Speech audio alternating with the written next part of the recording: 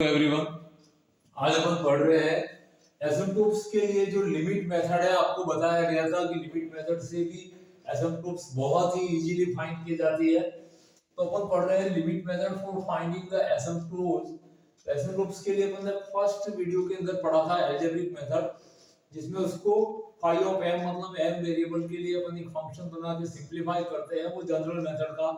फिर both axis के parallel asymptotes find करने का मेथड भी पढ़ा।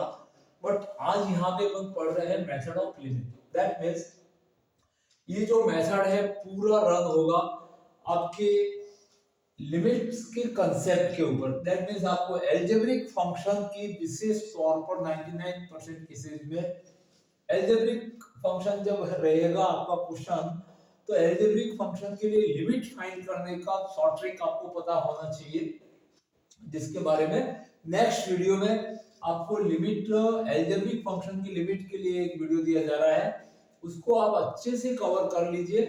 वेरी सिंपल और वेरी शॉर्ट वीडियो है, जिससे कि आपको इस मेथड से एसिम्प्टोट्स फाइंड करने में बिल्कुल भी आसानी रहे, बिल्कुल भी दिक्कत नहीं है और बहुत ही सिंपल रहे।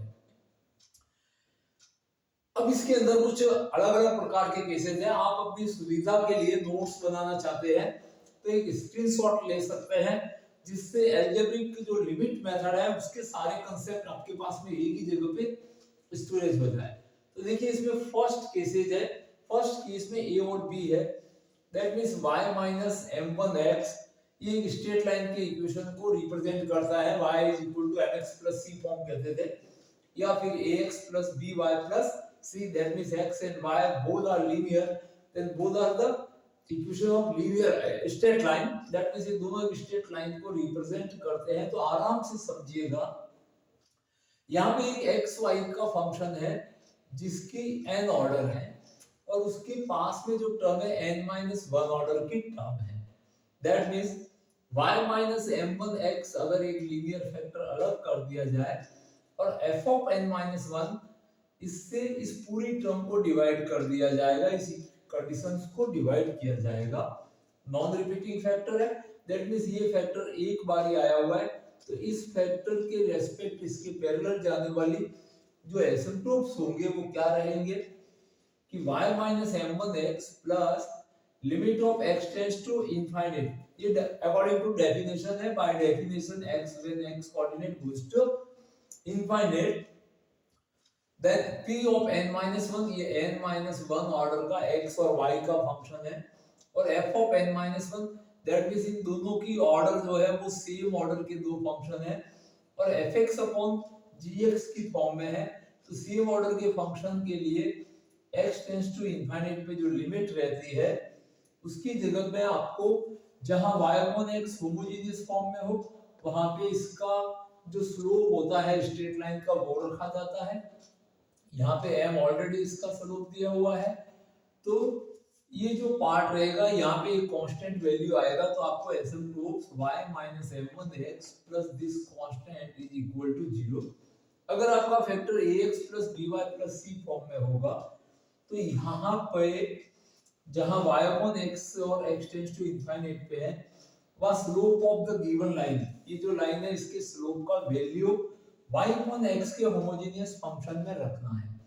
दैट मींस यहां से स्लोप का फार्मूला आपने प्रीवियस क्लास में पढ़ा था कि negative x coefficient upon y coefficient, that means minus a upon b is the slope of this straight line.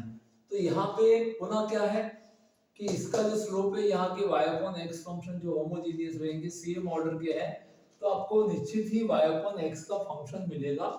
वहां पे स्लोप का वैल्यू रख देंगे जो कि कांस्टेंट की फॉर्म में होगा और बाकी के टर्म है वो जीरो हो जाने हैं। दैट मींस आपकी asymptotes ax by c and some constant, इस कांस्टेंट को इस कांस्टेंट के साथ आप सिंपलीफाई कर देंगे इज इक्वल टू 0 फॉर्म में होंगे। तो इन दोनों ही केस में जो ये पार्ट है जहां पे लिमिट लग रही है ये कांस्टेंट में कन्वर्ट हो जाता है, तो आसानी से एक एसिम्प्टोट्स फाइंड कर दी जाती है।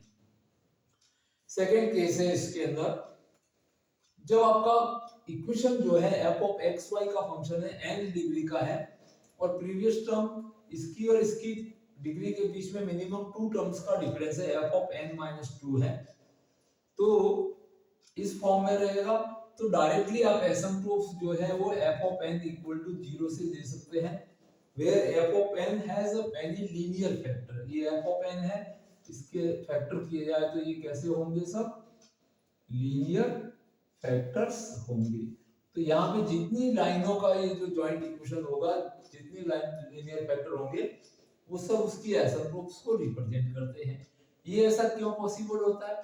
वही लिमिट मेथड से यहाँ पे जब टू ऑर्डर का डिफरेंस रहेगा तो यहाँ का जो डिनोमिनेटर रहेगा वो एक आपको अलग अलग वैल्यूज के लिए ये हमेशा आपके लिए f ऑफ n का रहेगा, और ये जो फंक्शन रहेगा ये ऑलवेज चेंज हो जाता है जीरो के अंदर after taking limit x tends to infinite. That means यहाँ पे n-2 ऑर्डर का डिफरेंस रहेगा तो ये टर्म जीरो हो जाती है, तो f of n equal to zero ही एसिम्प्टोट्स बचते हैं।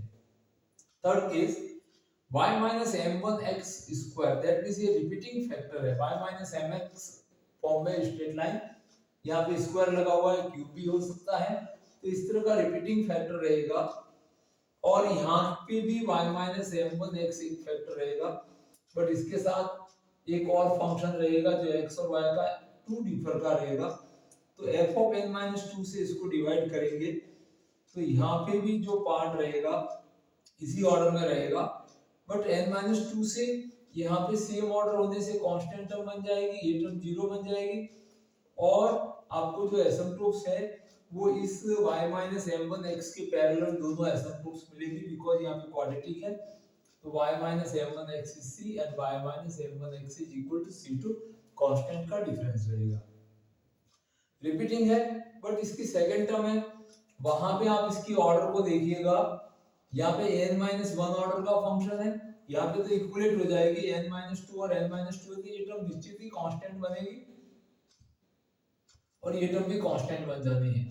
बट यहाँ पे n-1 ऑर्डर का फंक्शन है और यहाँ पे n-2 का है, तो ऐसी सिचुएशन में इसकी जो लिमिट आती है वो या तो प्लस इंफाइनाइट आती है या माइनस इंफाइनाइट आती है, तो इस रीजन से no asymptotes will be present. तो इसी सिचुएशन में कोई एसिम्प्टोट्स प्राप्त नहीं होती है। अब ये सब कुछ मेथड डिपेंड करेगा, आप जब लिमिट लेना सीख जाओगे एल्जेब्रिक फंक्शन की, तो उसमें आप जब लिमिट लोगे ना तो इसके आने वाले वैल्यूज ही, ये जो पार्ट है जहाँ पे fx अपॉन gx टाइप के जो फंक्शन मिल रहे हैं उनकी लिमिट के ऊपर आपका पूरा ये मेथड है वो डिपेंड रहता है, जिसमें चारों ही कंसेप्ट आपको समझ में आ जाएंगे। और ध्यान ये रखना है कि when limit x tends to infinite then y upon x का होमोजेनियस फंक्शन है, वहां पे slope of the straight line, जो ये स्ट्रेट लाइन फैक्टर एक दिया हुआ होगा, इस फैक्टर के स्लोप को रखा जाता है जो कि कांस्टेंट होता है। तो इस तरह से अपन अलग अलग एसिम्प्टोट्स इन चारों ही केस में ले सकते हैं। अब इसी तरह से यहाँ पे जैसे क्यूबिक फंक्शन भी हो सकता है या उससे ज्यादा ऑर्डर भी हो सकती है, तो वो एक कॉमन सेंस से अपन लिमिट लगा के देख सकते हैं। अगर लिमिट फाइनाइट आ रही है तो उसके अंदर एसिम्प्टोट्स होंगे, और लिमिट इनफाइनाइट की तरफ चली जाती है तो उसके अंदर कोई एसिम्प्टोट्स प्राप्त नहीं होते हैं। अब लिमिट फाइनाइट कब होती है और इनफाइनाइट कब होती है, ये हमारे नेक्स्ट वीडियोस में बताया जाना है। फिर आने वाले वीडियोस के अंदर इस बेस पे कुछ आपको क्वेश्चन कराए जाएंगे जिनको ध्यान से देखना है, और अभी तक सब्सक्राइब नहीं किया है तो हमारे चैनल को सब्सक्राइब कीजिए, ताकि आपको पूरा अलजेब्रिक फंक्शन का कांसेप्ट जो एसिम्प्टोट्स के बारे में है, फर्स्ट मेथड आपको ऑलरेडी दिया जा चुका है, और इससे related second method limit method, और इससे रिलेटेड क्वेश्चन भी आपको दिए जाएंगे। तो इसलिए आपको समय पर वीडियो मिलता रहे, अपडेट मिलता रहे, जिसके लिए सब्सक्राइब कीजिए और अपने फ्रेंड में शेयर कर दीजिए ताकि उनका भी रिजल्ट है वो अच्छा रहे। Thank you watching this video.